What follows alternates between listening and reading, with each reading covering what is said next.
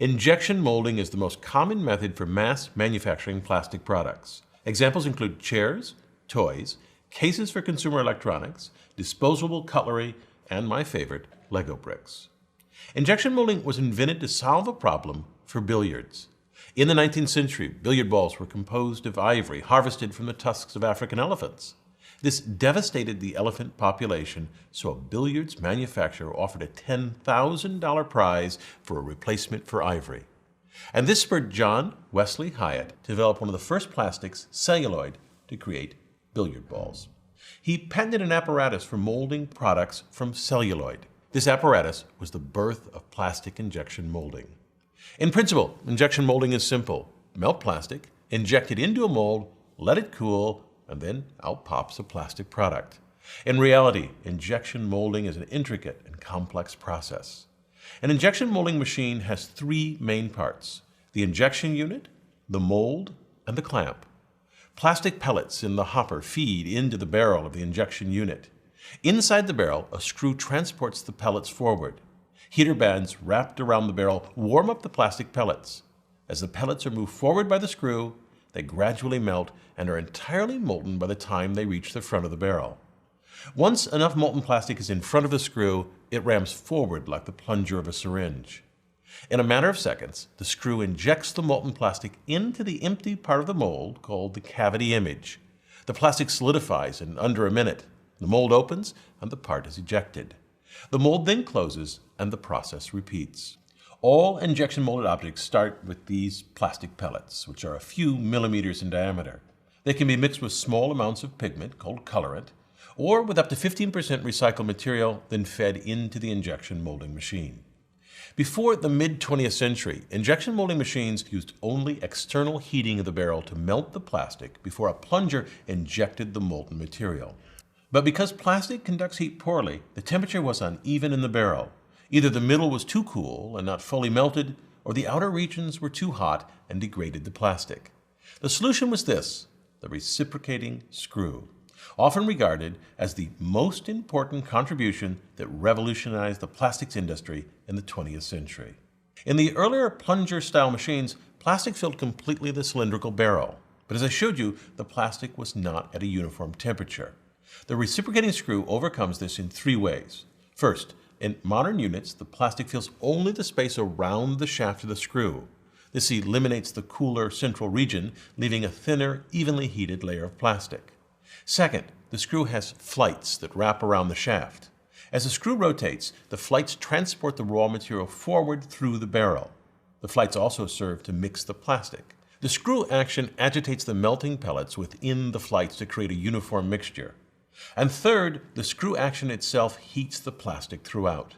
The shaft's diameter increases along the screw so that the distance between the wall and the shaft decreases. The flights then squeeze out air as they move the plastic forward, and they shear the pellets and press them against the barrel's wall. This shearing creates friction and so heats the plastic throughout. This screw-induced shear supplies a majority of the heat needed to melt the plastic, between 60 and 90%, with the rest from the heater bands. The molten plastic flows past the front of the screw through indentations or flutes. When there's enough plastic to fill the mold at the front of the screw, it rams forward like a plunger, injecting the plastic into the mold. The plastic cannot flow backwards because when the screw pushes forward, a check ring is shoved against a thrust ring to block the backwards movement of the molten plastic. This forces the plastic into the mold. Initially, the cavity image is filled with air. As the molten plastic is injected, it forces air out of the mold, which escapes through vents. These vents are channels ground into the landing surface of the mold. They're very shallow, between 5 and 40 microns deep. The plastic, which has the consistency of warm honey, is too viscous to flow through the narrow vents. To speed the plastic solidification, coolant, typically water, flows through channels inside the mold just beneath the surface of the interior. After the injected part solidifies, the mold opens. As the mold opens, the volume increases without introducing air, which creates tremendous suction that holds the mold together. So at first, the mold slowly opens several millimeters to allow air to rush in and break the vacuum, and then the mold quickly opens the rest of the way so the part can be removed. These precision machined steel molds can cost hundreds of thousands of dollars. Removing the part from the mold can be difficult. When the plastic cools, it shrinks and so becomes stuck tightly on the core half of the mold. Molds have built-in ejector pins that push the part off the mold. The ends of the pins sit flush with the core half of the mold, but are not perfectly aligned. Sometimes they protrude or are indented slightly. So, if you look closely, you will see circular ejector pin witness marks on molded products. For example, this chair, on its bottom, has an array of witness marks.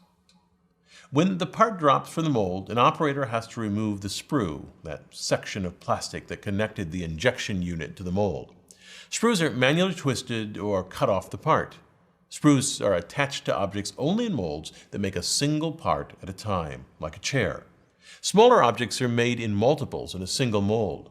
In these, the sprue connects not to the part itself, but to a network of distribution tunnels called runners. The runners fan out from the sprue and connect to each cavity in the mold via a small, typically rectangular, entrance called the gate. You can see the gate on plastic cutlery. The parts for model planes typically come still attached to their runners. Molds always have at least two parts, and where the parts of the mold meet is called the parting line.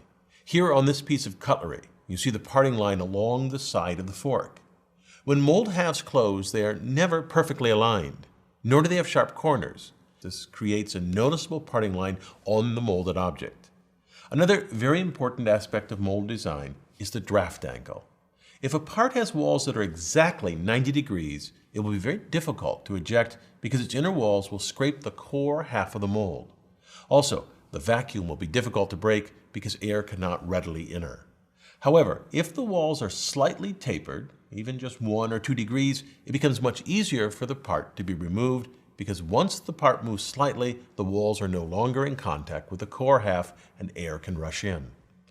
One impressive example of injection molding is the Lego brick. You can see the injection point in the middle of a stud, but this is not from a gate or a sprue. The Lego molds use hot runners. Hot runners are a heated distribution network. This keeps plastic inside the runners molten while the plastic in the mold solidifies. This leaves no gates or sprues to be removed. The molded bricks are ejected, ready to use. The downside is that this setup is more expensive than a traditional cold runner system. On the bottom edge of the brick, you can see ejector pin witness marks. And what's most clever to me is where Lego designs their draft angle.